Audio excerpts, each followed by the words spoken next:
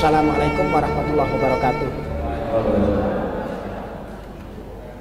Segala puji bagi Allah yang telah menyesuaikan utusan Rasulullah dengan utusan Allah.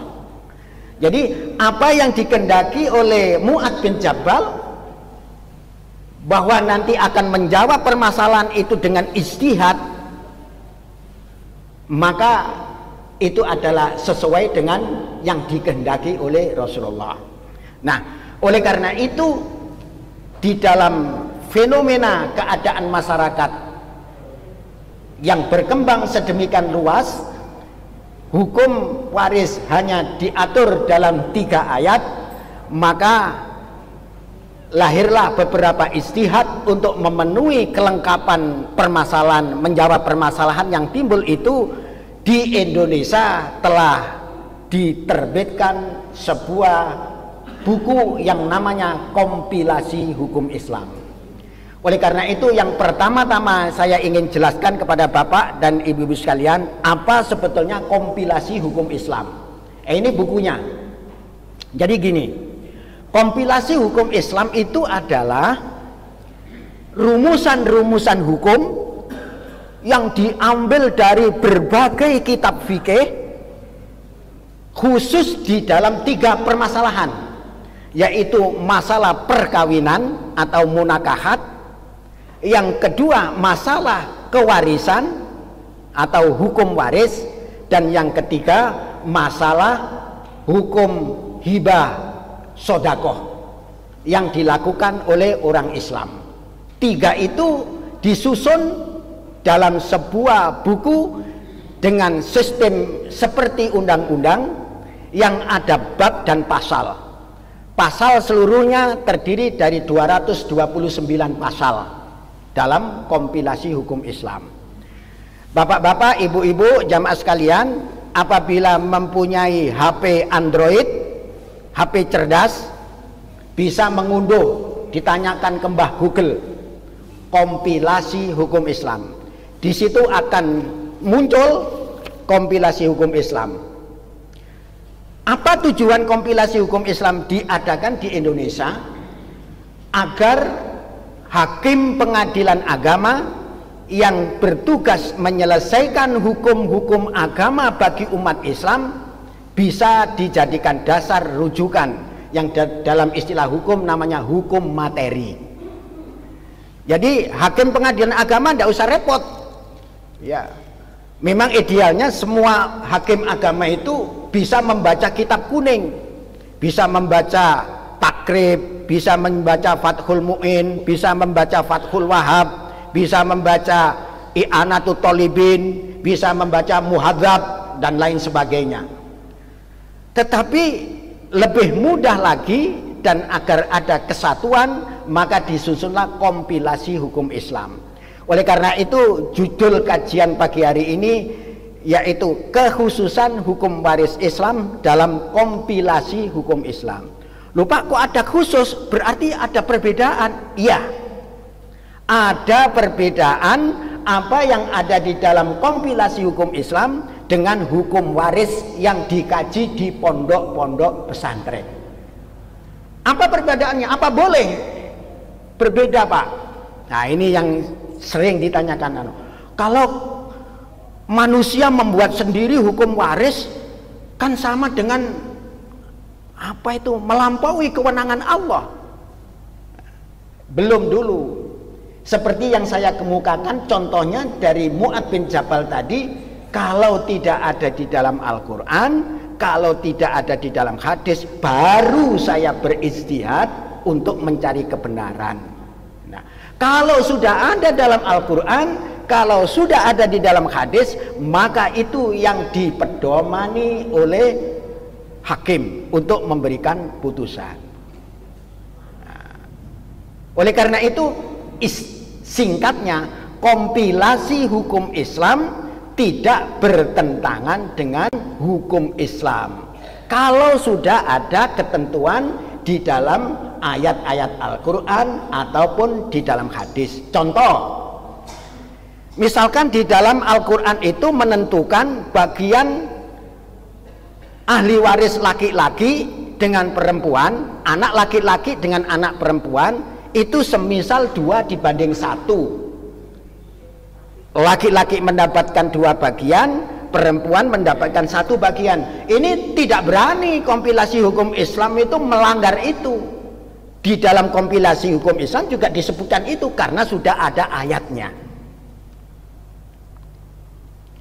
Kalau di dalam hadis juga disebutkan bahwa 2 anak perempuan itu mendapatkan 2 bagian atau 2/3 bagian. Itu tidak berani kompilasi hukum Islam untuk menyimpangi itu. Jadi yang ada di dalam kompilasi hukum Islam, kekhususan-kekhususan itu adalah hasil ijtihad dalam rangka mewujudkan keadilan. Nanti akan saya beri contoh. Ya. Jadi istilah kekhususan di sini berarti memang ada perbedaan di dalam hukum kompilasi hukum Islam dengan hukum waris yang ada di dalam yang dipelajari di pondok-pondok pesantren atau hukum waris sunnah itu ya. Kemudian yang perlu saya jelaskan juga kepada Bapak dan Ibu sekalian, apa sih sebetulnya hukum waris itu? Hukum waris itu adalah hukum yang mengatur tentang tata cara perpindahan harta kekayaan seorang yang meninggal dunia kepada ahli warisnya. Nah, itu definisi hukum waris. Jadi kita sudah mengerti kompilasi hukum Islam dengan mengerti istilah hukum waris. Hukum waris adalah hukum yang mengatur harta kekayaan orang yang meninggal dunia, karena orang sudah meninggal dunia sudah harus tidak lagi ngurusi dunia, hartanya dibagi waris. Itu bagaimana caranya dan berapa ketentuannya masingnya, itu adalah hukum waris. Dan kompilasi hukum Islam adalah sebuah buku yang memang dibuat oleh ulama-ulama Indonesia. Jadi kompilasi hukum Islam itu bukan dibuat oleh siapa-siapa, oleh ulama-ulama seluruh Indonesia yang dianggap mempunyai otoritas untuk membahas hukum. Termasuk di Jombang ini ada yang dilibatkan, yaitu Kiai Aziz Masyhuri. Nggih, ada Denanyar ya, Kiai Aziz Masyhuri. Kalau dari Bondowoso namanya Kiai Haji Muhammad Jailani, almarhum sudah. Ustadz Pak Kiai Aziz sudah almarhum juga? Sudah. Kemudian dari Jawa Timur antara lain bisa saya sebut Ustadz Mu'ammal Hamidi. Nah, itu antara lain beberapa yang ikut terlibat penyusunan kompilasi hukum Islam, yaitu hukum-hukum di dalam 3 masalah, yaitu perkawinan, kewarisan, hibah, dan sedekah. Saya bisa memberi contoh bagaimanakah bunyi pasal, contoh saja ya, supaya kita mengerti yang baru ya. Misalkan di dalam pasal 5 ini mengatakan agar terjamin ketertiban perkawinan bagi masyarakat Islam, maka setiap perkawinan harus dicatat. Pencatatan ayat 2-nya, pencatatan perkawinan tersebut pada ayat 1 dilakukan oleh pegawai pencatat nikah sebagaimana yang diatur dalam Undang-Undang Nomor 22 Tahun 1946 junto Undang-Undang Nomor 32 Tahun 1954. Ini contoh pasal dalam kompilasi hukum Islam. Beda enggak ini dengan fikih munakahat yang sudah ada? Beda. Karena hukum perkawinan yang ada di kitab-kitab fikih, di dalam Takrib, Fathul Qorib, Fathul Mu'in, dan lain sebagainya, itu tidak ada kewajiban nyatat. Ada enggak? Siapa yang pernah dari pesantren? Di dalam kitab itu tidak ada hukum pencatatan. Nah, inilah oleh karena itu namanya kekhususan. Tapi ini kekhususan dalam hal perkawinan, supaya dilakukan pencatatan. Apakah ini sesuai dengan Islam? Sangat sesuai.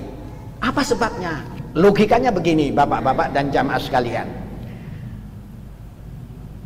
Di dalam hukum utang piutang, yang jelas itu di dalam hukum kirot, pegadaian, itu diatur oleh ayat Al-Quran dengan ayat yang begitu panjang. Bagaimana bunyi ayat itu? Supaya diadakan pencatatan. Idza tadayantum bidainin faktubuh. Apabila Anda melakukan utang piutang, maka tulislah. Sedangkan di dalam utang piutang saja di dalam Al-Quran, menurut hukum Islam dilakukan pencatatan. Apalagi ini masalah perkawinan. Walaupun perkawinan itu tidak ada dasarnya supaya dilakukan pencatatan. Nah, ini namanya kias aulawi. Kenapa kias? Hukum pencatatan bagi orang yang melakukan utang piutang itu pencatatan perkawinan lebih ditekankan atau lebih penting daripada hukum utang piutang. Apa sebabnya? Kalau hukum nikah ini tidak dilakukan pencatatan ke KUA, kemudian diberi surat nikah, orang sekarang itu movementnya, pergerakannya itu sangat cepat sekali, ke sana kemari. Nah, kalau tidak dilakukan pencatatan akan mudarat bagi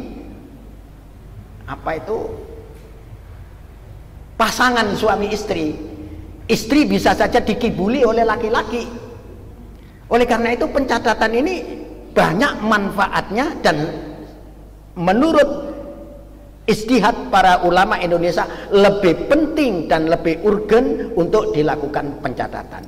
Apalagi nikah itu mempunyai dampak yang lebih jauh daripada hanya hukum utang piutang. Kalau utang piutang begitu dibayar utangnya selesai. Tapi kalau nikah tidak, karena dari pernikahan itu akan lahir anak, dan juga akan lahir hukum-hukum yang lain, misalkan tentang perwalian, siapa yang menjadi wali anak yang dinikah dari dari perkawinan A dan B itu, kalau tidak dicatat ini rawan akan terjadi kemudorotan. Itulah yang kemudian disebut sebagai hukum kias aulawi. Pencatatan perkawinan lebih diutamakan daripada hanya sekedar pencatatan utang piutang yang sebagaimana telah diatur oleh Allah di dalam Al-Quran. Nah, itu kompilasi hukum Islam. Contoh juga yang tidak ada di dalam kitab-kitab fikih. Dan itu ada beberapa puluh permasalahan yang tidak ada di dalam kitab-kitab fikih. Nah, sekarang tentang kewarisan, Bapak dan Ibu sekalian, di dalam kewarisan itu juga terjadi begitu. Di tengah masyarakat Indonesia dengan terbukanya pergaulan yang sedemikian luas, kemudian terjadilah beberapa hukum kewarisan yang berbeda-beda. Ada namanya hukum waris Sunni. Beredar pula di tengah masyarakat Islam ada yang hukum waris Syiah. Kemudian di Indonesia sebelum ini juga ada hukum waris yang digagas oleh Profesor Hazairin. Kemudian berlaku juga hukum waris di Indonesia ini, hukum waris perdata. Hal ini melahirkan wacana baru sistem kewarisan Islam di Indonesia dengan memperhatikan latar belakang budaya dan adat istiadat umat Islam di Indonesia. Maka jamaah sekalian, di tahun 1980-an beberapa ulama Indonesia berhasil menyusun kompilasi hukum Islam dengan mempertahankan kewarisan Sunni, yaitu zawil furud, asobah, dawil arham, dengan memperluas permasalahan yang tidak dikenal dengan hukum waris Sunni, seperti pewarisan dari harta bersama atau gonogini, ahli waris pengganti, wasiat wajibah, dan lain sebagainya. Jadi di dalam hukum waris Islam itu ada, dalam kompilasi hukum Islam ada yang berbeda yang tidak ada di dalam hukum waris Sunni, seperti harta gonogini. Itu bagaimana cara pewarisannya. Kita buka harta gonogini atau harta bersama, itu di dalam kitab-kitab fikih tidak ada. Ya, tidak ada.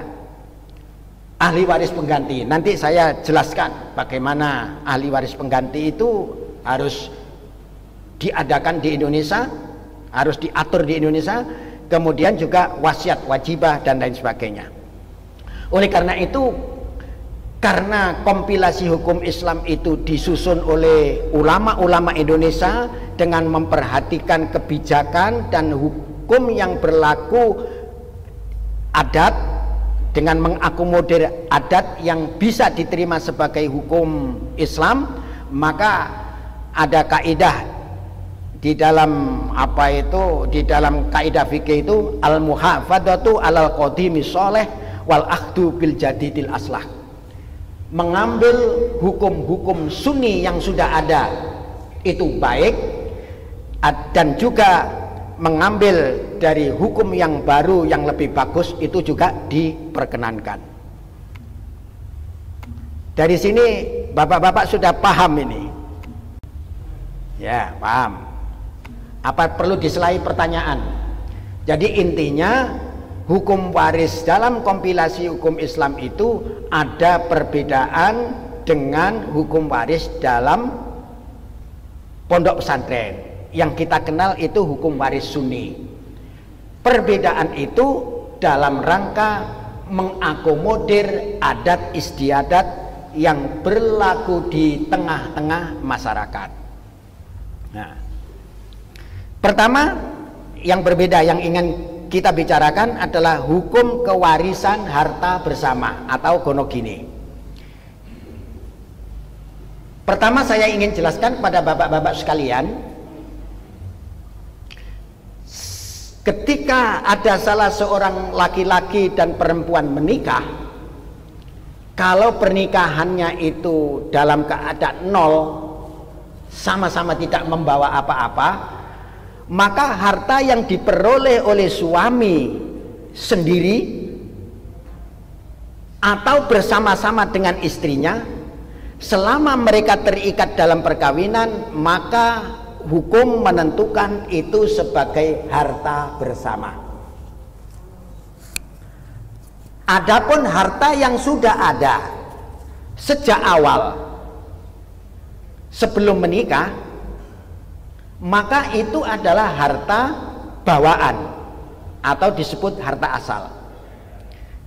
Contoh lebih jelas begini, si A dengan si B menikah, A laki-laki, B perempuan menikah. A ini sebelum nikah sudah mempunyai rumah, B wanita tidak mempunyai apa-apa. Maka setelah menikah, rumah A yang dibawa dan telah ada sebelum menikah itu sebagai harta bawaan. A ini bekerja sebagai dokter, bekerja, lalu bisa membeli rumah lagi, bisa membeli mobil lagi, bisa membeli motor, bisa dan lain sebagainya, perabotan dalam rumah tangga.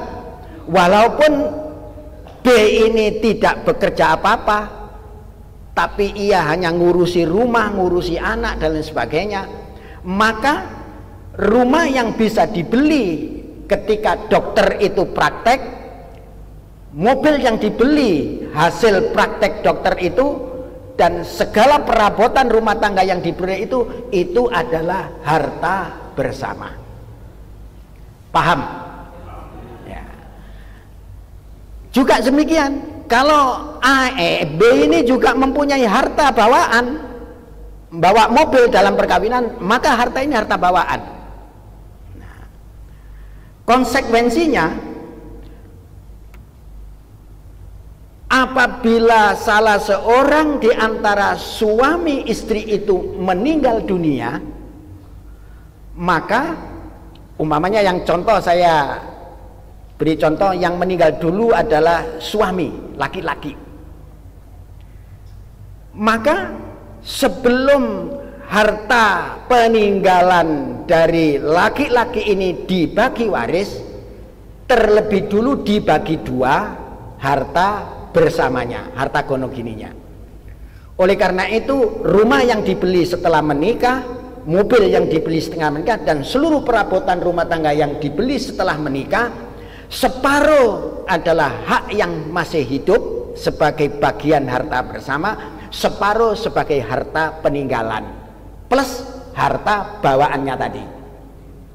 Harta bawaan, harta peninggalan, separuh dari harta bersama, harta peninggalan yang harus dibagi waris kepada seluruh ahli warisnya. Istri terlebih dulu harus diberikan penyisian separuh dari harta gonogini. Paham?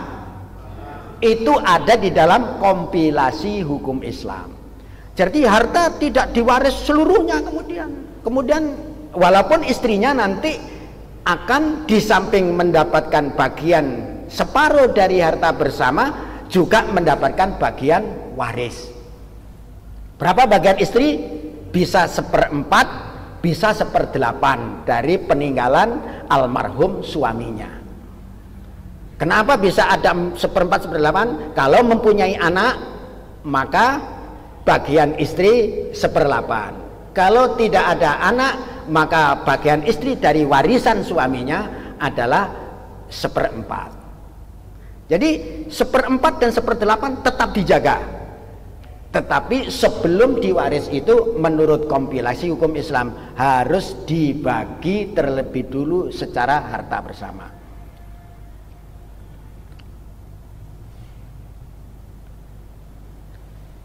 Di dalam kompilasi hukum Islam juga diatur, misalkan bila terjadi perceraian, ya, pasal 97 KHI, bila terjadi perceraian, janda maupun duda berhak separuh dari harta bersama. Nah, tadi saya contohkan, AB menikah, kalau memang mulai menikah itu sama-sama tidak punya, berangkat dari 0, 00, lalu merantau, lalu menjadi kaya, konglomerat, maka berdasarkan ketentuan dari kompilasi hukum Islam, apabila orang yang menikah kemudian terjadi perceraian, maka seluruh harta bersama yang diperoleh dari perkawinan itu harus dibagi dua. Janda cerai dapat separuh, istri yang cerai, suami yang menceraikan juga dapat separuh. Mungkin ibu-ibu bertanya, kan dari jenis pekerjaannya itu kan dilihat dari sengsaranya, itu kadang-kadang lebih sengsara suami, lebih sengsara istri. Bapak dan ibu sekalian, sebagaimana kita ketahui bersama bahwa masyarakat Indonesia itu sangat berbeda dengan masyarakat Arab. Kitab-kitab fikih itu dikarang oleh oleh ulama, oleh fuqaha, ahli fikih yang adat istiadatnya jauh berbeda dengan masyarakat kita. Masyarakat kita itu suami dan istri biasanya sama-sama bekerja. Malah kalau kita lihat adat istiadat di beberapa daerah, lebih getol bekerjanya istri daripada bekerjanya suami. Itu bapak dan ibu bisa lihat di Bali. Saya itu pernah ada di Bali beberapa kali dan melihat orang yang mencetak batu merah itu ibu-ibu. Bapaknya ada di rumah nunggui burungnya gitu. Nah, jadi yang lebih giat justru perempuan. Dan fenomena itu juga bisa terjadi di tengah masyarakat kita. Sekarang itu banyak wanita yang bekerja di luar negeri yang mempunyai penghasilan, tetapi suami sulit mencari pekerjaan. Akhirnya terbalik, istrinya sebagai sumber pendapatan keluarga, suaminya momong anaknya di kampung. Ini permasalahan. Kalau umpamanya tidak diadakan lembaga harta bersama, yang itu harus diselesaikan, harus diperhitungkan lebih dulu sebelum dibagi waris atau dibagi cerai, itu akan menjadikan ketidakadilan. Dalam kompilasi hukum Islam menentukan separuh ya dari harta bersama itu menjadi hak suami dan masing-masing mendapat separuh bagian. Kalau umpamanya terjadi ketidakimbangan, orang yang bercerai itu diharapkan supaya bermusyawarah. Artinya begini, ketika cerai, mas saya kan yang bekerja di luar negeri, sampean kan hanya momong anak, alangkah tidak adilnya kalau sampean juga minta separuh dari harta yang saya peroleh. Nah, boleh umpamanya kemudian disimpangi, baiklah saya tidak minta separuh tapi hanya minta 1/3, kamu 2/3, itu boleh. Nah, kalau ini tidak terjadi kesepakatan, penyimpangan dari itu, maka itu sudah termasuk terjadi sengketa. Lalu bagaimana menyelesaikannya? Menyelesaikannya ke pengadilan. Apakah pengadilan itu nanti membagi separuh-separuh seperti kehendak suami? Apakah menjadi 2/3 dengan 1/3 seperti kehendak istri? Itu nanti putusan pengadilan. Nah, biasanya putusan pengadilan itu menyesuaikan dengan keadilan kontributif ya. Siapa di antara suami dan istri itu yang mempunyai, yang lebih dominan di dalam mengumpulkan harta bersama. Saya beri contoh sebaliknya. Ada seorang menikah, laki dan perempuan. Seorang perjaka menikah dengan janda. Jandanya kaya raya. Hasil usaha dengan istrinya yang suaminya yang pertama, sehingga janda ini sudah mempunyai, misalkan mempunyai perusahaan, mempunyai toko sepeda motor atau toko mobil, lalu mempunyai toko yang disewakan atau rumah-rumah yang disewakan. Nah, ini kan sudah dalam keadaan kaya. Kemudian kawin dengan perjaka yang belum punya pekerjaan. Setelah menikah, akhirnya dia bekerja di tokonya, bekerja di perusahaannya, kemudian berhasil memperoleh harta kekayaan tambahan setelah menikah itu. Bisa beli mobil lagi 3, bisa beli sepeda motor, bisa beli rumah dan sebagainya.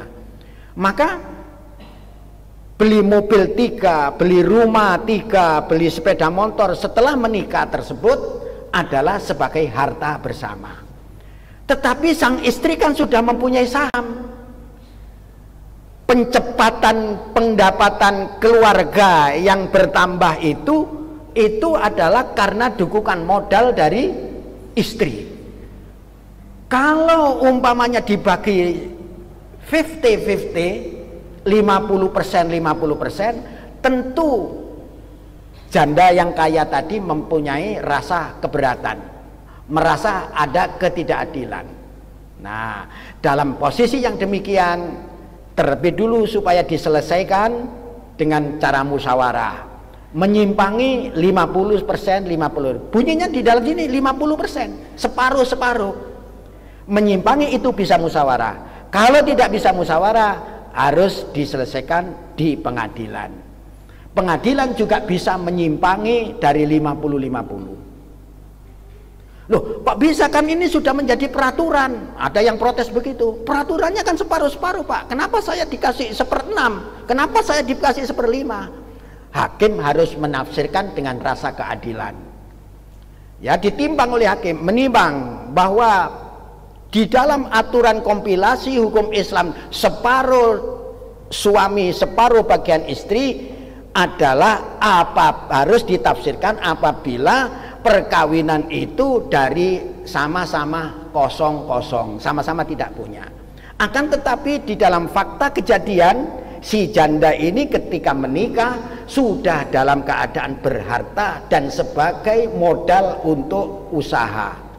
Oleh karena itu, masuknya suami yang dalam keadaan tidak membawa apa-apa, harta yang diperoleh darinya tidak bisa dibagi separuh-separuh, akan tetapi menurut rasa keadilan apabila sang suami mendapatkan 1/4 saja. Itu contohnya begitu.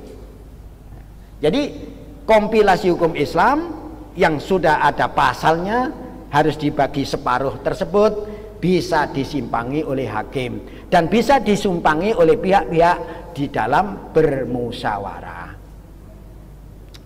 Kembali lagi ke dalam masalah hukum kewarisan. Jadi hukum waris itu begitu, di dalam harta bersama tidak ada di dalam hukum waris klasik. Di dalam hukum waris atau kompilasi hukum Islam, ketentuan sebelum dibagi waris dalam harta bersama harus terlebih dulu dibagi secara gonogini kalau terjadi perceraian, dan kalau terjadi kematian salah satu pihak maka terlebih dahulu separuh diberikan kepada orang yang hidup dan separuhnya sebagai harta peninggalan yang harus dibagi waris kepada seluruh ahli warisnya. Konsekuensinya, istri selain memperoleh harta gonogini, harta bersama, dia juga akan mendapatkan warisan dari suaminya yang meninggal dunia. Kemudian juga anak-anaknya, orang tuanya, bapak ibunya, dan lain sebagainya. Yang kedua, Bapak dan Ibu sekalian, apabila ada orang meninggal dunia, ada 5 orang yang tidak pasti mendapatkan bagian. Ini catatan mempelajari hukum waris. Siapa saja 5 orang itu? Bapak si mayit. Kalau disebut bapak, itu aja bapaknya si mayit. Ibunya si mayit atau pewaris di dalam hukum apa itu namanya, di dalam putusan pengadilan, dalam istilah hukumnya itu. Orang yang mati itu namanya pewaris. Siapa saja yang mesti dapat, kalau 5 ini ada, bapaknya ada dapat warisan, ibunya ada dapat bagian, kemudian istri dapat bagian. Sebaliknya kalau yang meninggal itu istri, suami pasti dapat bagian. Kemudian yang kelima adalah anak-anak. Ini tidak bisa tidak, ketika berkumpul 5 ini pasti dapat warisan. Saudara bagaimana? Saudara ada kemungkinan dapat, ada kemungkinan tidak dapat. Saudara akan mendapat dalam posisi bagaimana? Kalau tidak ada anak. Jadi pewaris meninggal dunia, tidak ada anak, tidak meninggalkan anak, maka saudara akan bisa kemungkinan mendapatkan. Nah, saudara ini juga akan termahjub oleh bapak. Bapak tetap dapat. Lalu saudara ini berarti akan memperoleh warisan kalau si mayit itu atau si pewaris itu tidak meninggalkan bapak dan tidak pula meninggalkan anak. Baru saudara akan mendapatkan warisan. Jadi kalau ada orang meninggal dunia, suami meninggal dunia, istri dapat warisan, tidak meninggalkan anak, tidak meninggalkan bapak, tapi meninggalkan saudara, saudara baru bisa masuk. Ya, itu hukum waris sunni ya, yang termasuk juga dipertahankan oleh hukum di pengadilan agama. Kemudian selanjutnya nanti kita bisa kembangkan dalam pertanyaan, saya persilakan. Permasalahan kedua, di dalam kompilasi hukum Islam itu ada yang disebut ahli waris pengganti. Ahli waris pengganti itu bagaimana? Ahli waris yang meninggal lebih dulu daripada si pewaris, kedudukannya dapat digantikan oleh anaknya. Saya beri contoh begini. Ada orang meninggal, ada seorang mempunyai 2 orang anak laki-laki. Dua-duanya sudah menikah. Terus anak laki-lakinya ini meninggal lebih dulu, tetapi dia mempunyai anak. Nah, Katakan ini menikah tapi tidak punya anak, itu contohnya. Ketika si bapak ini meninggal dunia, sehingga meninggalkan seorang anak laki-laki dan meninggalkan cucu laki-laki yang bapaknya lebih dulu meninggal. Paham? Jadi orang mempunyai 2 orang anak laki-laki, kemudian sama-sama menikah, ini punya anak laki-laki. Nah, ini. Kemudian ini meninggal lebih dulu ya bapaknya. Kemudian kakeknya ini yang meninggal, bapaknya yang apa ya istilahnya, kakeknya dari cucu ini meninggal. Sehingga pada saat kakek meninggal dunia, meninggalkan anak dan cucu yang dimana bapaknya meninggal lebih dulu. Nah, ini menurut ahli waris Sunni di pondok-pondok pesantren, cucu ini justru tidak mendapat bagian. Karena apa? Karena ada hadis mengatakan al-khikul faroida ila ahliya fama baqiya li aula rajulin dzakarin. Berikan ahli waris itu kepada ashabul furud. Nah, kebetulan ini tidak ada ashabul furud, tidak ada istri, istrinya meninggal lebih dulu ya. Tidak ada apa itu namanya, ibunya sudah tidak ada. Orang ini meninggal hanya meninggalkan anak dan cucu. Di mana cucu ini bapaknya meninggal lebih dulu gitu. Nah, karena demikian menurut ahli waris Sunni yang dipelajari di pesantren-pesantren, ini mahjub oleh pamannya, oleh kakak, oleh anak, paman dari ini. Adil nggak kira-kira? Tidak adil. Justru anak yatim ini, anak yatim karena gara-gara bapaknya meninggal, dia tidak dapat warisan. Padahal kalau bapaknya ada, dia dapat warisan bapaknya ini yang nanti bisa turun. Nah, itulah kemudian di dalam kompilasi hukum Islam disebut ahli waris pengganti. Di kitab-kitab fikih yang itu berlaku di beberapa apa itu pesantren, kalau memberi fatwa begitu, kamu tidak dapat, kamu kan cucu, ini ada anak, kamu jauh. Nah, itu salah penafsiran menurut ulama Indonesia, dan itu sudah diakui oleh dunia. Misalkan apa itu Mesir itu juga mengakui si cucu itu mempunyai hak. Namanya kalau di Mesir itu disebut apa itu wasiat wajibah.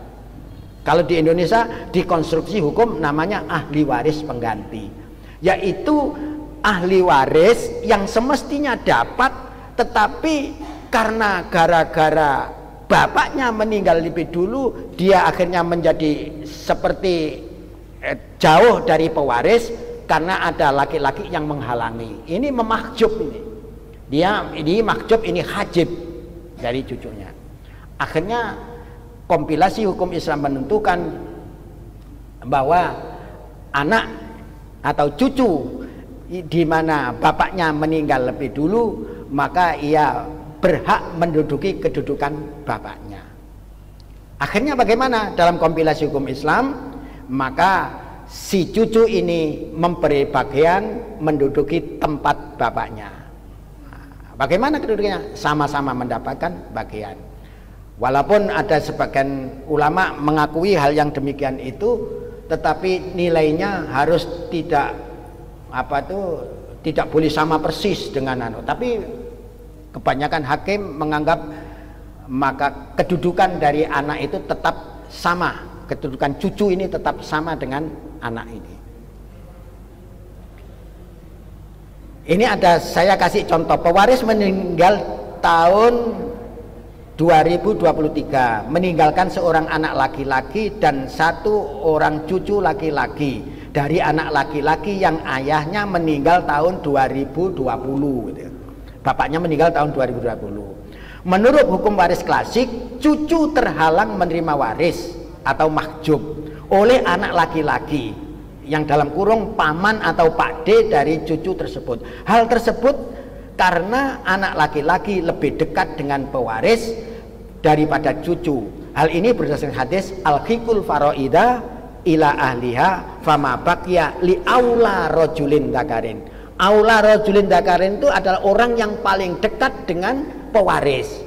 Kalau itu yang kita pahami, maka cucu ini adalah orang yang jauh karena ada bapaknya. Cuman bapaknya meninggal.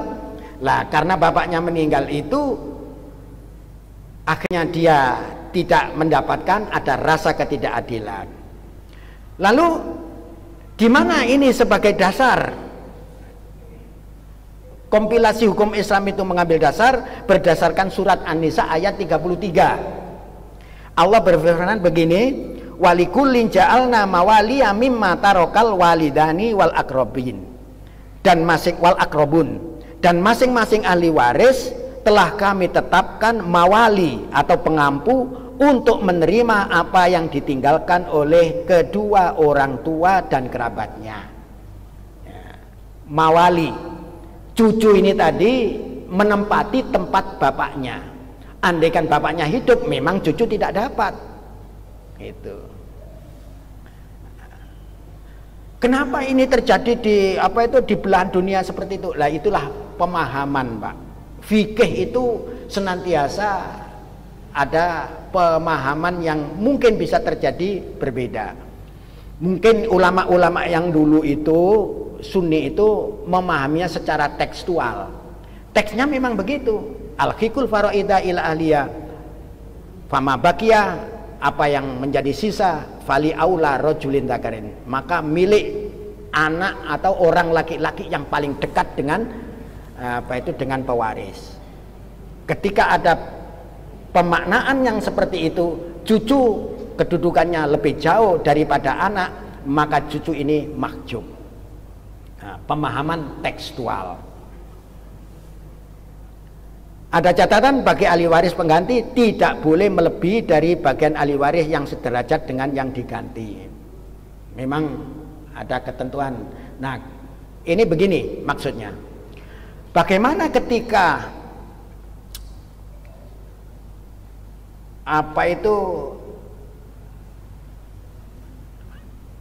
cucu ini dari anak perempuan. Saya kasih contoh. Orang mempunyai 2 orang anak laki dan perempuan. Anak perempuan menikah dan mempunyai anak. Tahun 2020 meninggal. Terus pewaris baru meninggal tahun kemarin, tahun 2023. Maka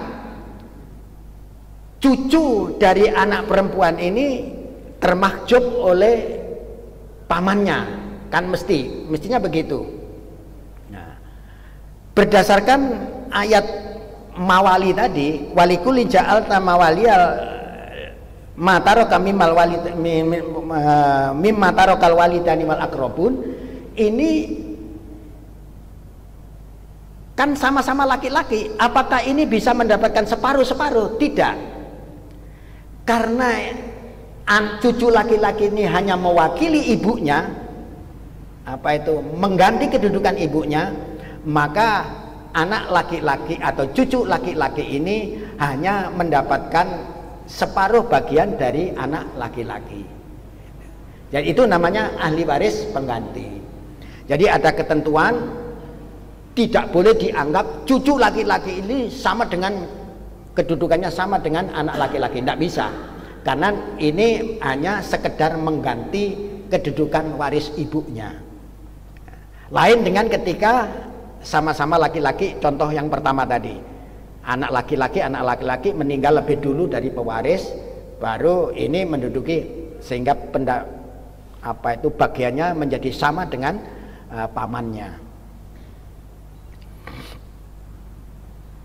Kemudian yang selanjutnya, yang ketiga, ada di dalam kompilasi hukum Islam itu yang tidak ada di dalam kitab fikih, namanya wasiat wajibah. Dasar dari wasiat wajibah itu Allah sebutkan di dalam surat Al-Baqarah ayat 180. A'udzubillahi minasyaitonirrajim. Kutiba alaikum idza hadara ahadakumul maut in taraka khairanil wasiatu lil walidaini wal aqrabin bil ma'rufi haqqan 'alal muttaqin. Diwajibkan pada kalian berwasiat kepada kedua orang tua dan para kerabat wasiat di dalam ayat ini ditekankan sebagai kutiba. Kalau Allah menyatakan kutiba di dalam ayat-ayat Al-Quran, itu wajib secara mutlak. Misalkan Allah memerintahkan kita untuk berpuasa Ramadan. Allah berfirman, ya ayyuhalladzina amanu kutiba alaikumus syamu kama kutiba alal ladzina min qablikum la'allakum tattaqun. Diwajibkan pada kalian puasa Ramadan. Di dalam sholat, inna sholata kitabam mauquta. Sesungguhnya sholat itu diwajibkan dan sudah ditentukan waktunya. Nah, wasiat ini juga wajib. Tetapi umat Islam itu tidak semuanya melaksanakan kewajiban berwasiat. Ayat ini kan memerintahkan, hai orang-orang yang beriman, diwajibkan pada kalian apabila kalian mendekati kematian, sudah tua, padahal kalian meninggalkan harta yang banyak. Intaroka khairon alwasiatu lilwad. Kemudian kamu wajib berwasiat. Sudah diwajibkan berwasiat, tapi tidak mentaati untuk berwasiat kepada akrabin dan pada orang tua. Oleh karena itu, ketika terjadi permasalahan, hakim atau pemerintah berkewajiban menetapkan hak-hak tertentu bagi orang yang dekat kepada ahli waris yang mempunyai harta itu. Ini biasanya dilakukan atau diterapkan bagi orang yang mengambil anak angkat. Namanya wasiat wajibah. Fenomena di tengah masyarakat kita, Bapak dan Ibu sekalian, setiap keluarga itu tidak semuanya dianugerahi anak. Akhirnya mengambil anak angkat. Nah, ketika ibu angkatnya atau orang tua angkatnya meninggal dunia, maka kalau tidak ada wasiat, dia tidak akan mendapatkan warisan. Anak angkat itu tidak mendapatkan waris di dalam hukum Islam. Nabi itu dulu mengangkat seorang anak muda namanya Zaid bin Harisah. Sudah terkenal di kota Madinah, dia dipanggil oleh masyarakat sebagai Zaid bin Muhammad. Lalu diturunkan teguran di dalam surat Al-Ahzab, jangan dipanggil Zaid bin Muhammad. Anak angkat tetap berjalan, tapi pemanggilannya yang tidak boleh, kan gitu. Ada memang beberapa perbedaan hukum anak angkat dengan anak kandung, ada beda. Istri anak angkat itu bisa dinikahi oleh bapak angkatnya kalau memang itu diceraikan atau ditinggal mati. Nah, itu terjadi sendiri bagi Rasulullah. Rasulullah itu mempunyai anak angkat yang namanya Zaid bin Harisah, itu mempunyai istri namanya Zainab. Karena terjadi perceraian antara Zainab dengan Zaid bin Harisah, Zainab dinikahi oleh Nabi. Itu sampai disebutkan oleh Allah dalam Al-Quran, falamma qada Zaidun wataran, dan seterusnya. Itu sebagai pelajaran bagi masyarakat Islam bahwa menikahi istri anak angkat yang sudah diceraikan atau anak angkat atau yang sudah istrinya yang sudah menjadi janda itu diizinkan di dalam hukum Islam. Dan kelainan yang ketiga itu tidak menerima waris.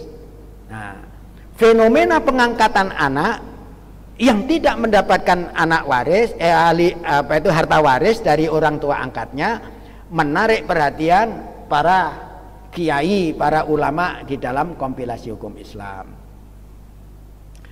Lalu bagaimana? Lalu dikonstruksi namanya hukum wasiat wajibah, yaitu dalam pasal 209 ayat 2 KHI.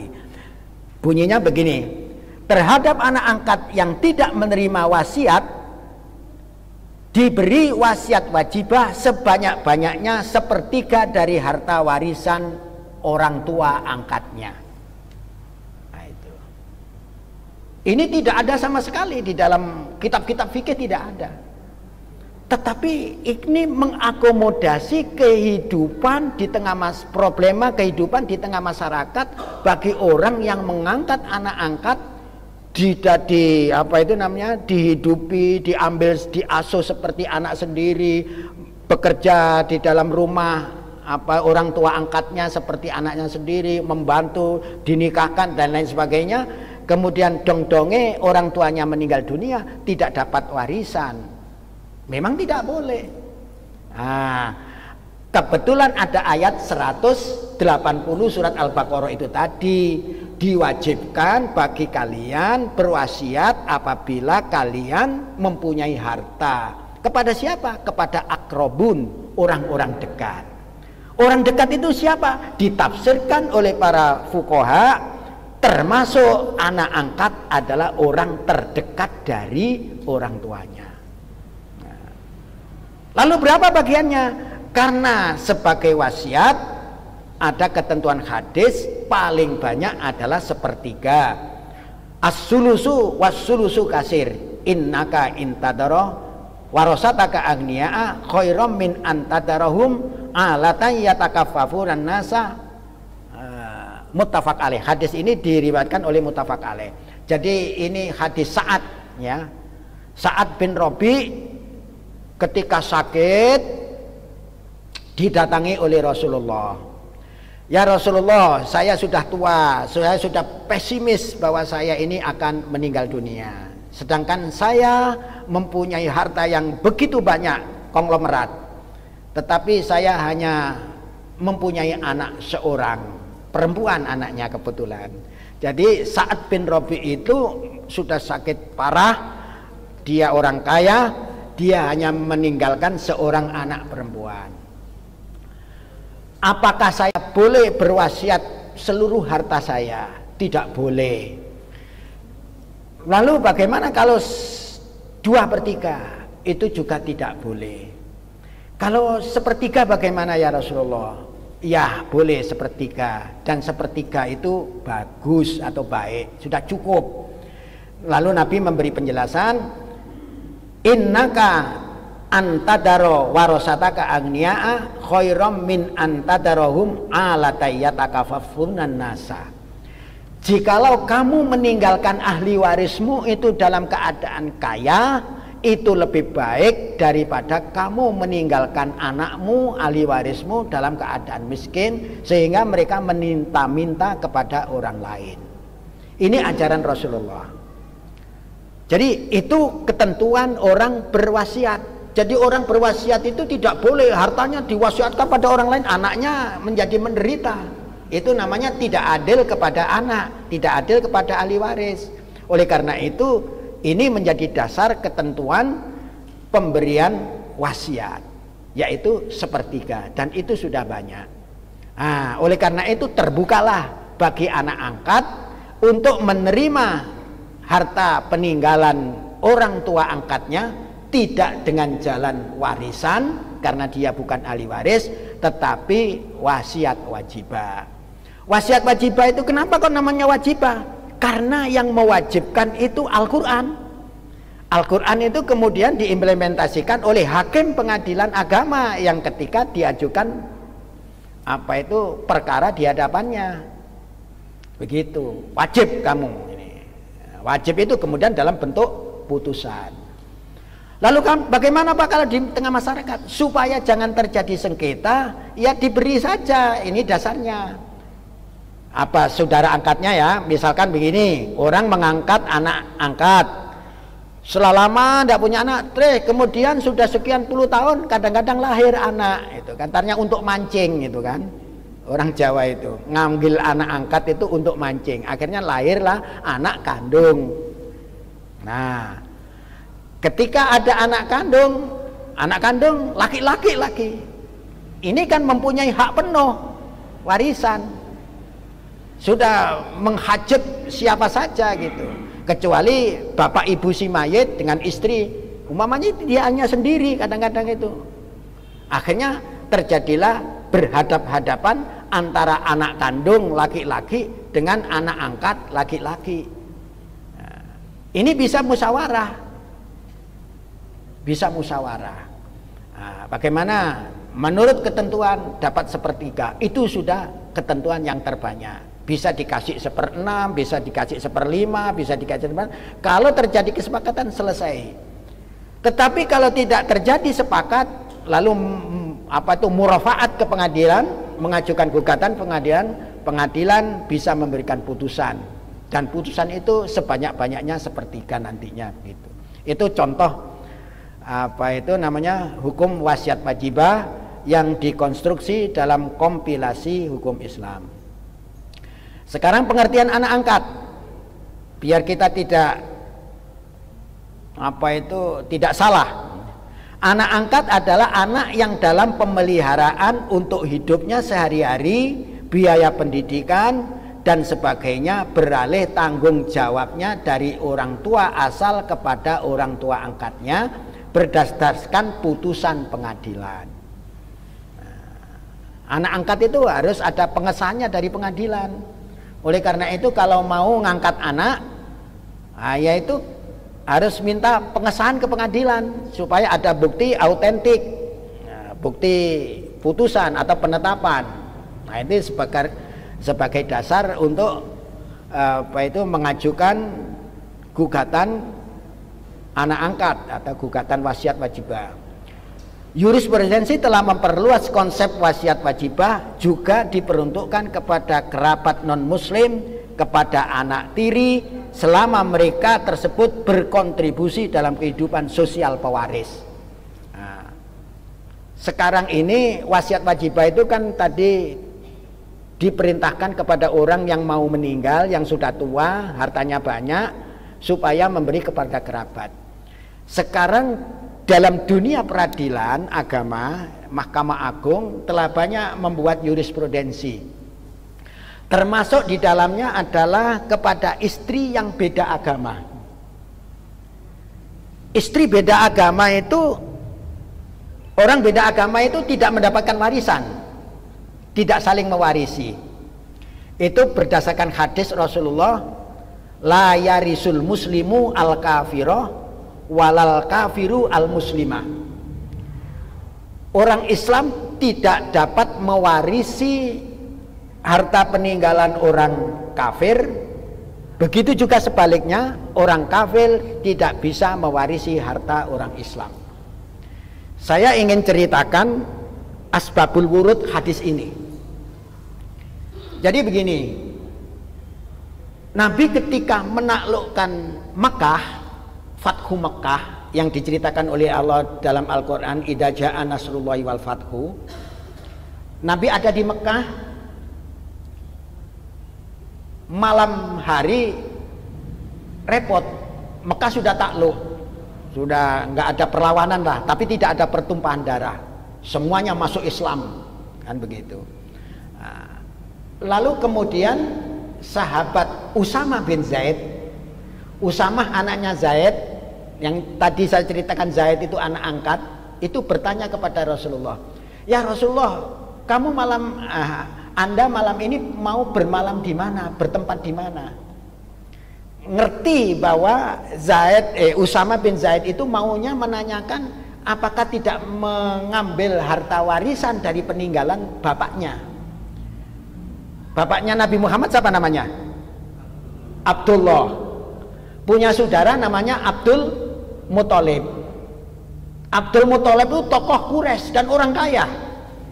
Abdul Muthalib paman Rasulullah itu. Paman Rasulullah itu mempunyai anak 4 yang disebutkan dalam tarikh itu, yaitu Ja'far bin Abu Thalib dan Ali bin Abu Thalib. Ini ikut Islam Rasulullah, pindah ke Madinah. Anak Abu Thalib yang 2 namanya Sa'id dan satunya Thalib, itu tetap dalam kekafiran sampai pada Fathu Mekah, dan beliau berdua sudah meninggal dunia, sehingga Sa'id dan Thalib ini mempunyai harta peninggalan. Karepnya Usama bin Zaid itu mbok yao Nabi itu ada ketetapan supaya memanfaatkan harta peninggalannya. Lalu Nabi menyatakan, kamu kan maksudnya saya supaya mengambil bagian harta peninggalan Abdullah yang kemudian jatuh ke tangan Abu Thalib, yang kemudian jatuh ke anaknya lagi Said dan Thalib. Tapi tidak. Nabi kemudian mengatakan, la yarisul muslimu al kafirah walal kafirul muslimah. Orang yang berbeda agama, kafir dengan muslim, tidak saling mewarisi. Ada juga hadis lain yang mengatakan benar, la yarisul ahlul millataini. Dua agama yang berbeda tidak bisa saling mewarisi. Itu riwayatnya. Dan sampai sekarang tercatat dalam kitab-kitab fikih, antara orang Islam dengan orang kafir, antara orang Islam dengan orang Nasrani, orang Yahudi, antara orang Islam dengan orang yang murtad tidak saling mewarisi. Konsekuensinya di Indonesia banyak orang Islam yang mempunyai anak tidak Islam, atau banyak orang Kristen yang mempunyai anak orang Islam, bahkan jadi ustadz, seperti Ustadz Felix So. Nah itu bagaimana menurut ketentuan ini? Besok bisa mewarisi apa tidak? Menurut hadis tidak bisa. Nah, lalu apa ada jalan untuk bisa memperoleh warisan itu? Mahkamah Agung membuka jalan dengan yang kita katakan tadi sebagai wasiat wajibah. Orang Islam berkewajiban memberikan wasiat wajibah kepada kepada orang yang terhalang untuk menerima waris dari anaknya. Jadi hakim bisa memutuskan ketika ada sengketa antara bersaudara, antara Muslim dengan Kristen di hadapan pengadilan agama, memperebutkan warisan bapaknya yang orang Islam, maka anak yang keluar dari agama Islam, anak yang Kristen tersebut mendapatkan bagian dari harta peninggalan bapaknya, bukan dari warisan tetapi berdasarkan wasiat wajibah. Ayatnya yang 180 Al-Baqarah tadi. Oleh karena itu bagaimana idealnya? Ya orang Muslim kalau mempunyai anak yang Kristen, umpamanya naudzubillah min dzalik, ketika akan meninggal dunia sudah mempersiapkan hal yang demikian. Nanti anakku yang Kristen ini supaya memperoleh bagian dari harta saya berupa rumah ini supaya untuk anak saya yang Kristen. Itu namanya wasiat.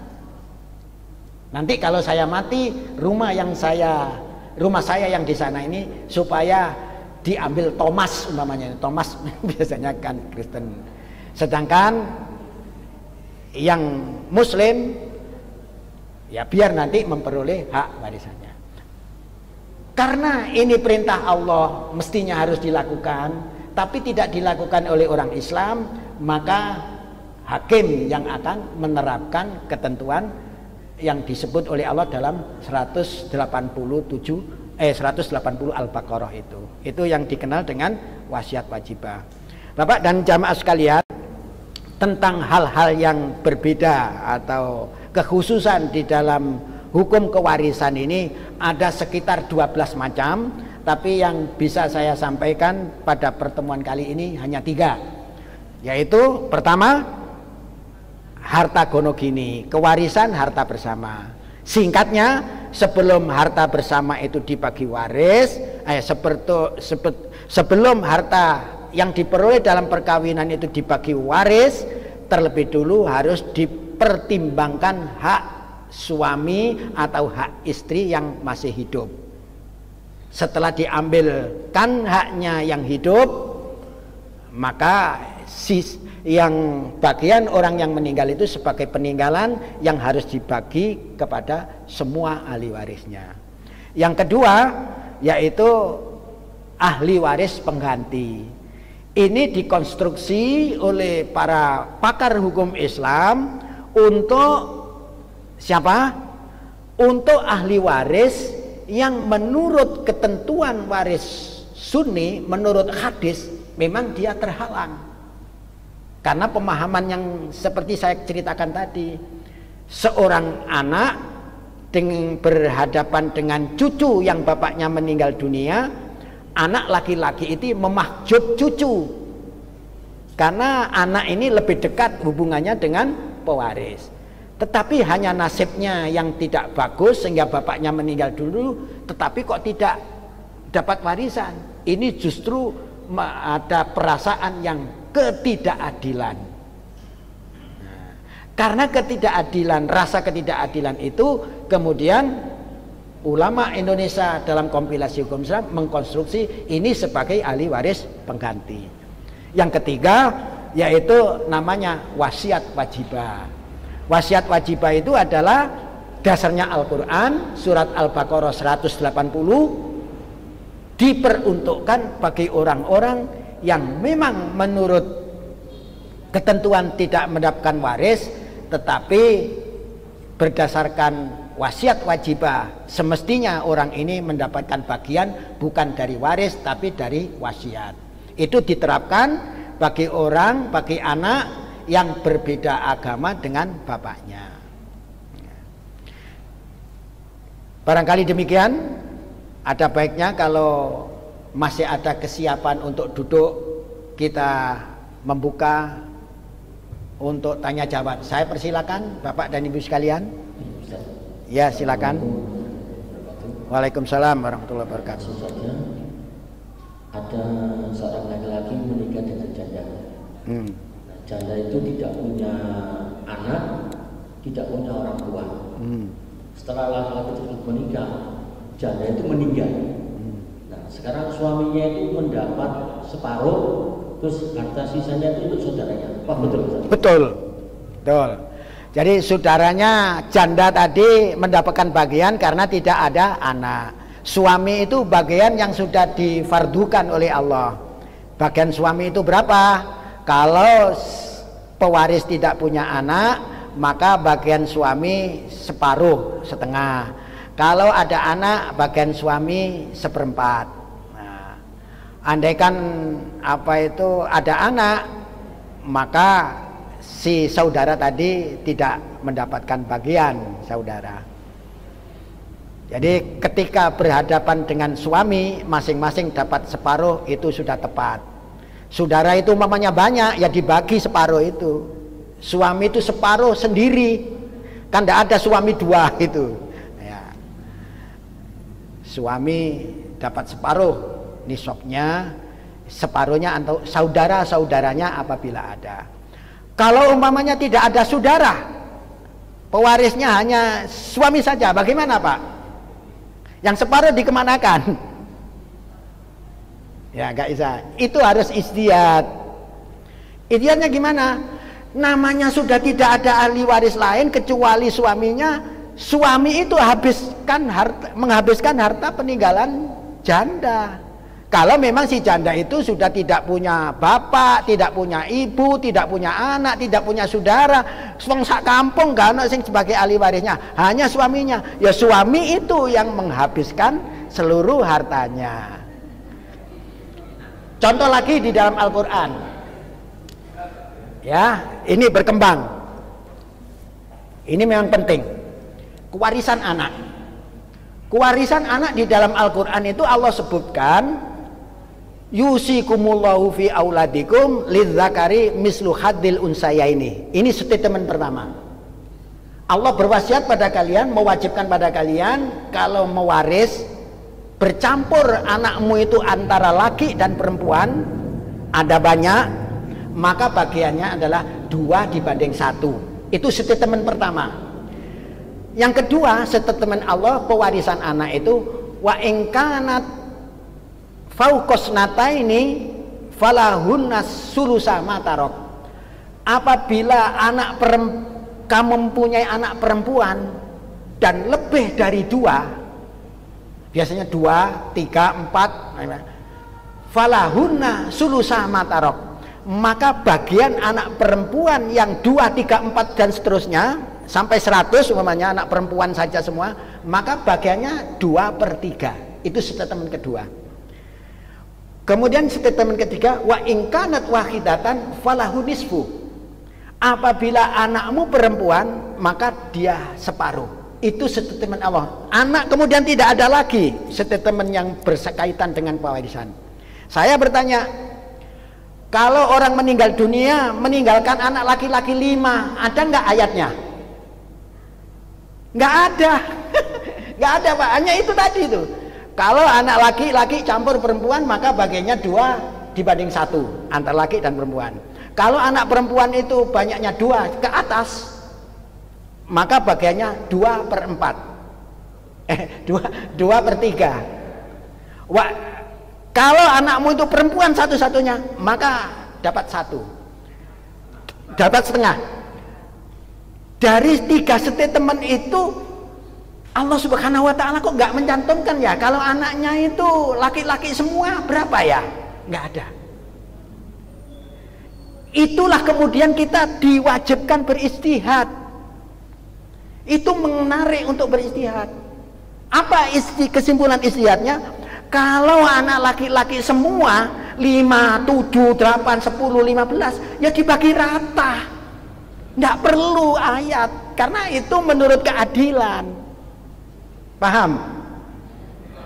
Atau anak itu perempuan semua, bagaimana bagiannya? Ya sama rata, selesai sudah, adil. Nah, sekarang yang itu tadi, wa in kanat wahidatan falahu nisfu. Apabila kamu meninggalkan anak perempuan 1, maka baginya separuh. Umpamanya saya beri contoh, saya meninggal, istri sudah nggak ada, hanya satu-satunya anak. Apakah betul separuh saja seperti ayat Al-Quran? Tidak. Anak saya yang 1 perempuan itu yang ngambil semua. Lalu pengertiannya bagaimana ayat itu? Ayat itu ditentukan, Allah menentukan anak perempuan yang 1 dapat separuh itu kalau ada ahli waris lain. Itu maksudnya. Kalau ada ahli waris lain, maka bagian anak perempuan yang 1 itu separuh, ambil dulu separuh. Nah, yang separuh untuk ibunya, untuk bapaknya, ya sesuai dengan bagian yang disebutkan oleh Allah dalam Al-Quran. Tapi ketika sendirian, ambilin kabeh. Memang dalam riwayat ada kan untuk Baitul Mal. Baitul Mal itu zaman Rasulullah belum ada. Adanya Baitul Mal itu dirintis oleh Umar, dan tidak ada riwayat Umar mengambil harta kekayaan ahli waris yang tidak habis dibagi waris, tidak ada. Itu namanya istihad, Pak. Jadi tidak benar kalau ayat Al-Quran itu tidak boleh istihad, masih harus beristihad. Kalau tidak beristihad, tidak bisa dipahami ayat Al-Quran itu. Cara istihad itu ada namanya manhaj, metodologi, ilmu usul fikih dan lain sebagainya. Ini memang agak kuliah Pak ya, agak akademik ya. Kalau kita mikir, insya Allah paham. Jadi begitu, seperti contoh itu tadi, kalau ada orang meninggal dunia hanya meninggalkan suami saja, ya suami menghabiskan harta kekayaannya selama tidak ada ahli waris lain. Oke, monggo, ada lagi?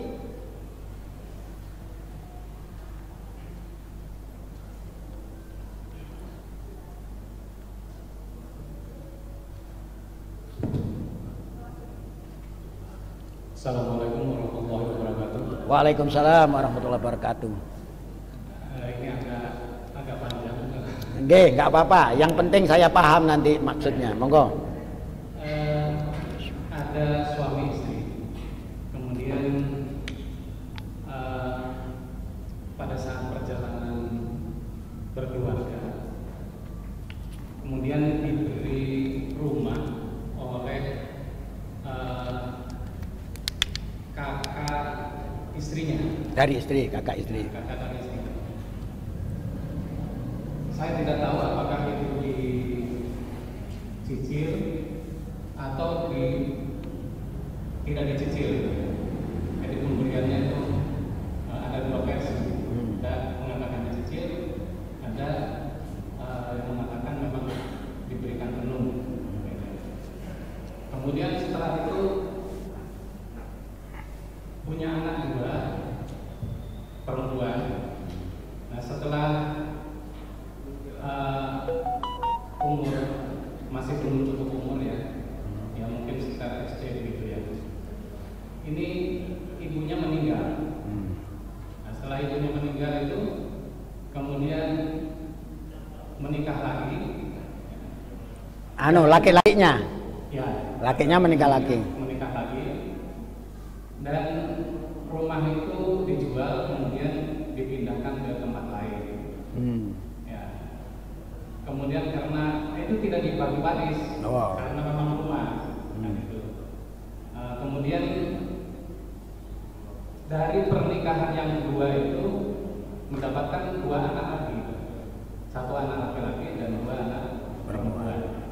Nah, ini yang saya tanyakan bagaimana pembagian warisnya, karena yang pertama tadi belum dibaris. Jadi kalau misalnya ayahnya ini atau suami itu meninggal, itu bagaimana warisnya? Demikian. Assalamualaikum warahmatullahi wabarakatuh. Waalaikumsalam warahmatullahi wabarakatuh. Jadi kalau ada beberapa ahli waris yang meninggal dunia sebelum harta warisan itu dibagi, di dalam kitab-kitab faraid itu sudah ada disebut dengan masalah munasakhoh. Nah, dalam pertanyaan yang Bapak ajukan, ada hal yang harus diperjelas dulu. Seperti tadi, rumah itu ada versi mengganti, ada yang versi tidak mengganti, nyicil katanya gitu ya. Nah, ada yang nyicil, itu harus diyakinkan dulu mana yang bisa dibuktikan. Apakah rumah itu pakai pengganti nyicil, berarti kan dibeli Pak kalau namanya cicil. Kalau diberi hibah, nah itu harus dipastikan. Kalau umpamanya nyicil, itu berarti yang dipakai nyicil itu adalah harta yang diperoleh dalam perkawinan antara A dan B tadi, yang pertama tadi. Nah, kalau harta perkawinan, maka hukumnya ketika terjadi meninggal dunia istrinya tadi, harus ada pembagian waris terlebih dulu. Berarti ahli warisnya 3 setidak-tidaknya, yaitu suami dan 2 orang anak perempuan. Sudah gampang itu, udah ketemu. 2 anak perempuan bagiannya 2/3. Suami karena ada anak bagiannya 1/4, kan gitu. Lalu dirotkan, nah dirot atau diaul ya, dikembalikan lagi sampai habis sesuai dengan porsinya itu. Anak 2/3, itu begitu kan itu. Lah kemudian ternyata laki-lakinya menikah lagi, kan gitu. Ini tidak diwaris, lah itu kekeliruannya. Tapi hakim pasti bisa menyelesaikan itu Pak. Bagiannya nanti yang 2/3 bagian anak ya bagian anak, bagian suami ya bagian suami, berapa porsinya itu tadi. Berarti suami tadi kan hanya dapat 1/4 kan ya. 1/4 itulah itu sebagai modal dia untuk nikah. Nah, kemudian si bapak ini kan punya anak lagi dari istri yang kedua. Lah, umpamanya bapak ini meninggal, ya yang 1/4 itulah yang menjadi bagian ahli waris dari 2 anak ini, dan juga anak yang dari istri pertama masih dapat karena dia anaknya. Anaknya kan 4 berarti kan? Dari istri pertama 2, dari istri kedua 2. Itu sama-sama ahli waris. Begitu caranya. Namanya penyelesaian dengan cara munasakhoh. Nah, ini agak rumit Pak. Nah, hakim tapi sudah bisa itu kalau dihadapkan pengadilan, yang penting bisa menceritakan duduk perkaranya. Nah, hakim nanti akan bertanya, bagaimana dulu ini yang katanya itu betul nggak ini diberikan saja atau dihibah, apa itu dicicil gitu. Beda hukumnya. Kalau dicicil menjadi harta bersama harus dibagi dulu. Nah, nanti hakim juga bisa itu. Nah, kalau hibah, ya hibah itu pemberian kepada siapa? Kepada adiknya tentunya. Nah Itu sudah namanya harta bawaan. Kalau ada harta bawaan, begitu meninggal, si suami tidak perlu mendapatkan separuh lebih dulu. Tapi kalau harta itu dibeli, suami lebih dulu mendapat separuh. Kan begitu, Pak. Yeah. Jadi agak rumit pertanyaan Bapak itu, tapi begitu proses penyelesaiannya.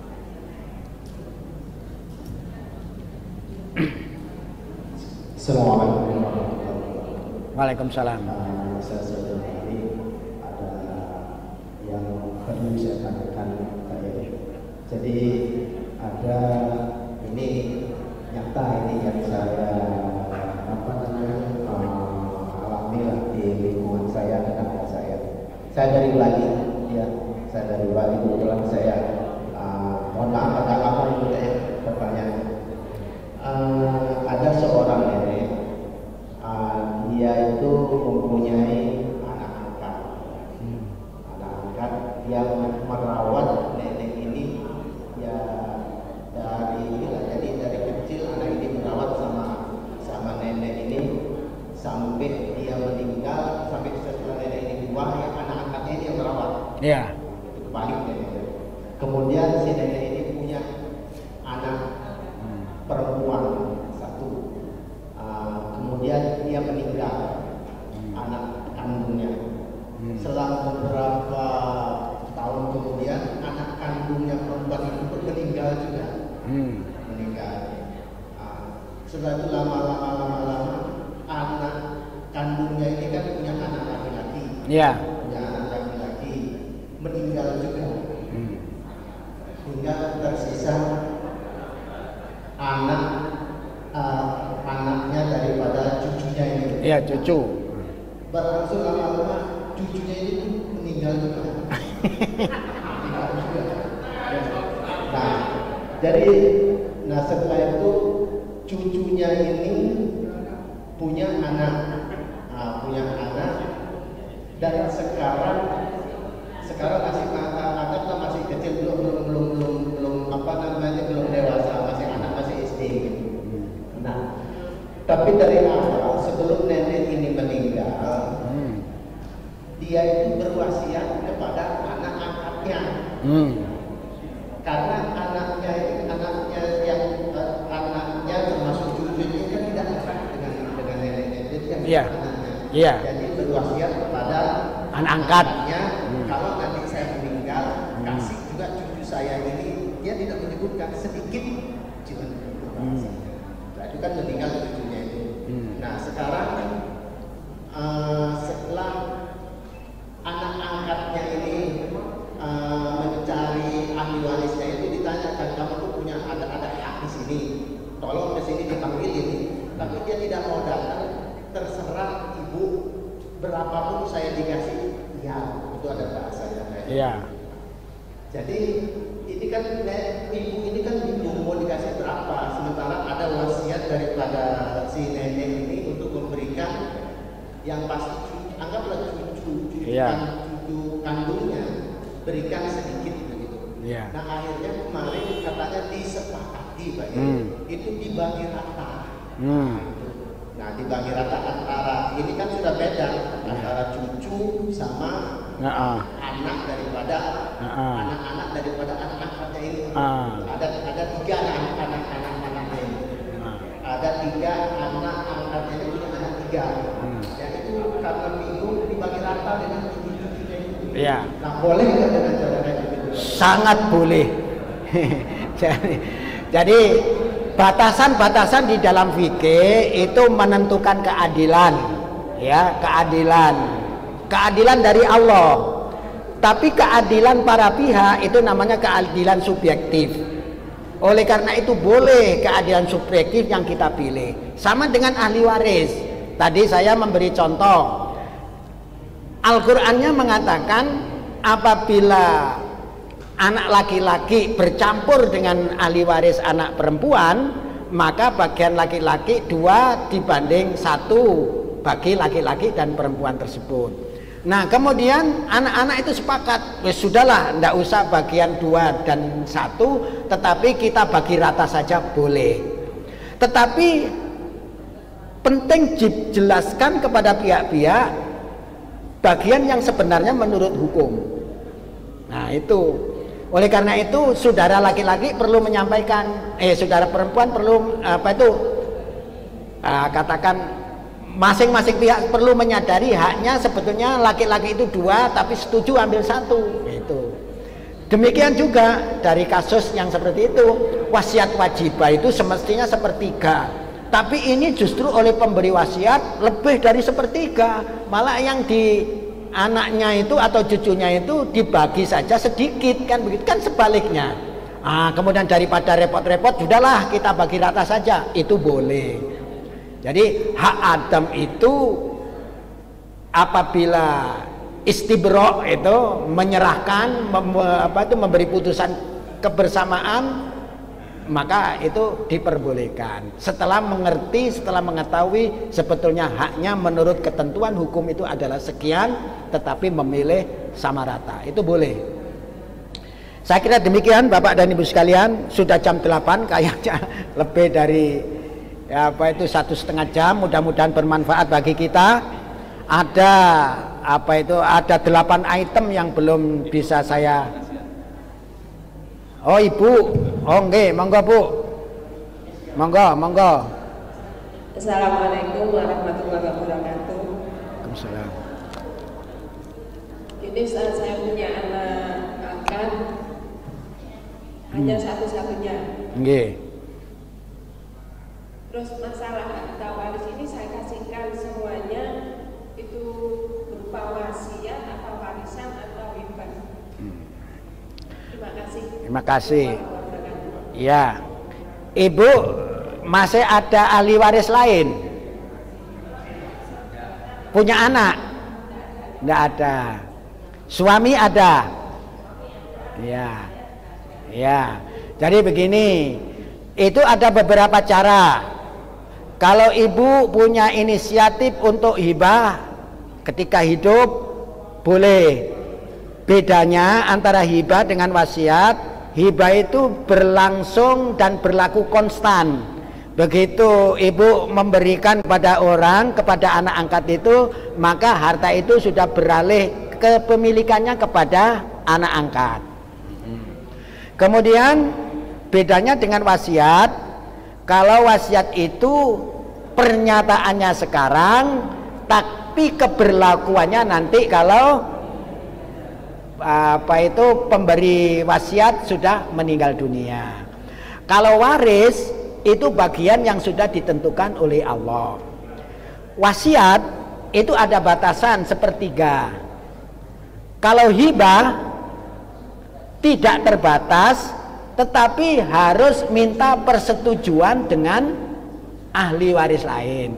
Misalkan kalau ibu mempunyai suami, mempunyai ibu, masih mempunyai orang tua itu juga ahli waris. Kalau tidak ada, ya sudah, bapak ibu dengan suami ibu bersama-sama bersepakat untuk hibah kepada anak angkat, karena sudah tidak ada ahli waris. Saya kira demikian Bu, jelas. Jadi itu bisa dengan cara hibah. Bedanya ketika hibah itu disampaikan, levering pergantian kepemilikan sudah begitu terjadi. Berbeda dengan wasiat. Saya kira demikian Ibu, kita cukupkan. Mudah-mudahan ada waktu lagi untuk bisa ketemu, kita melanjutkan pada kekhususan hukum waris yang masih 8 item yang perlu kita pelajari bersama.